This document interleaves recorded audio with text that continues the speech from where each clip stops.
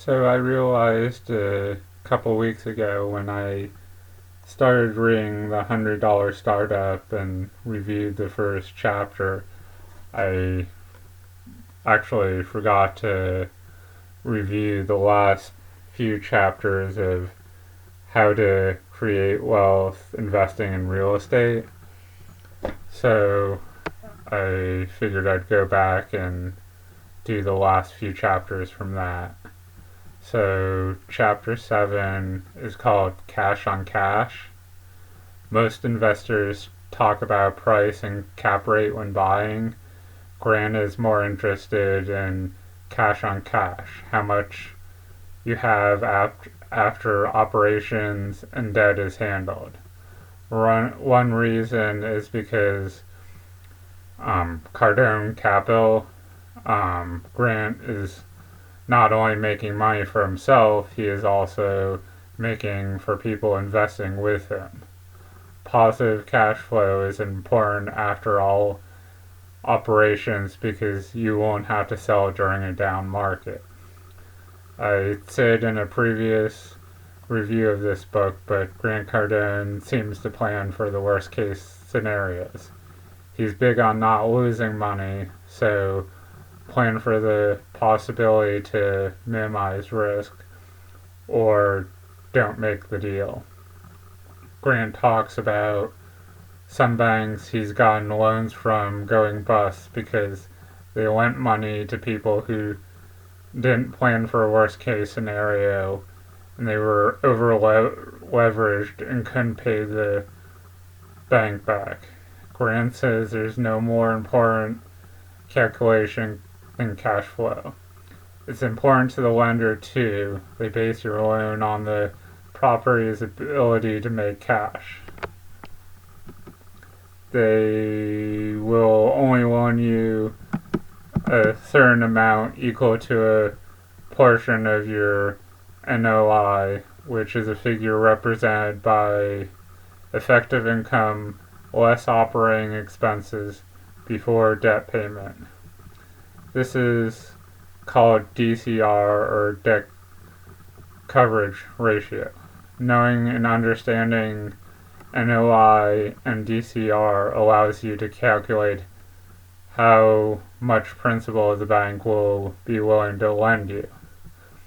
At the end of this chapter, Grant gives an example of 1 million NOI divided by 1.25% to come up with an annual P&I of 800,000, interest of 4.5%, and a principal amount allowed of 13,677,000.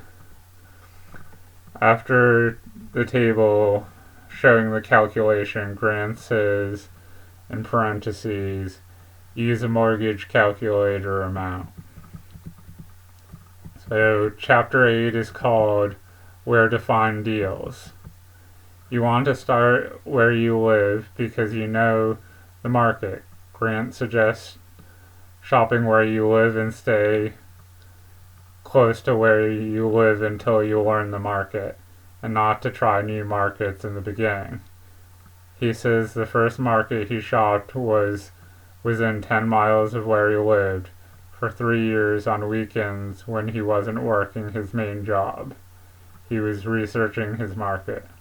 This is what gave him the education to know what a good deal looked and felt like. When you learn from walking properties, it's 10 times more valuable than reading a book. At the time,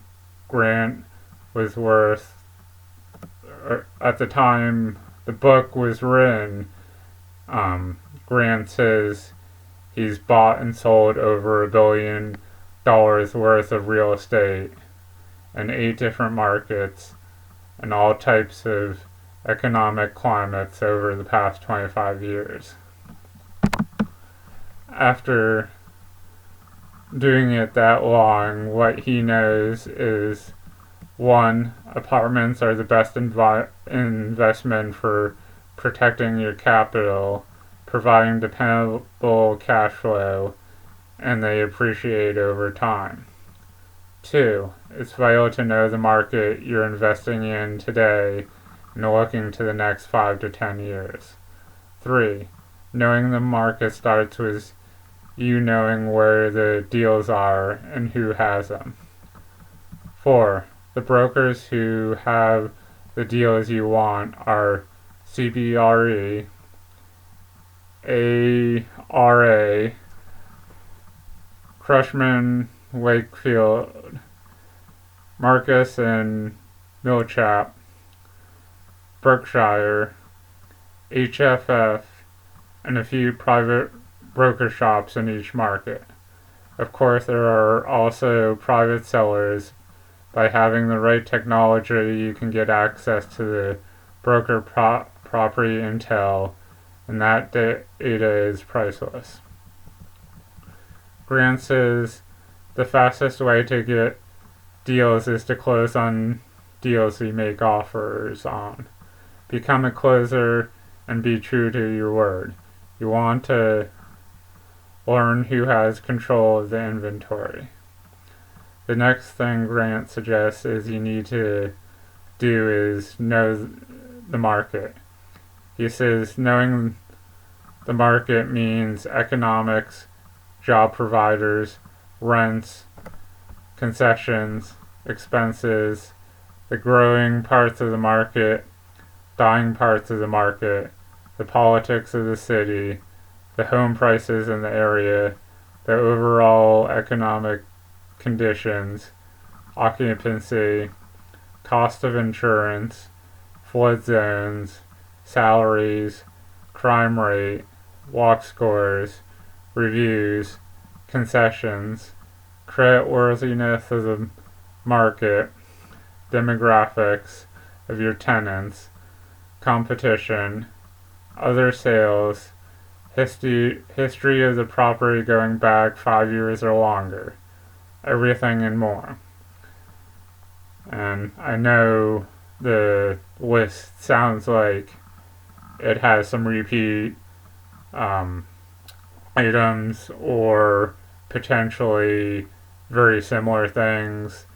I've noticed that occasionally in some of the books Grant Cardone writes, there are a couple of little things that look off, but overall his books are usually filled with good information.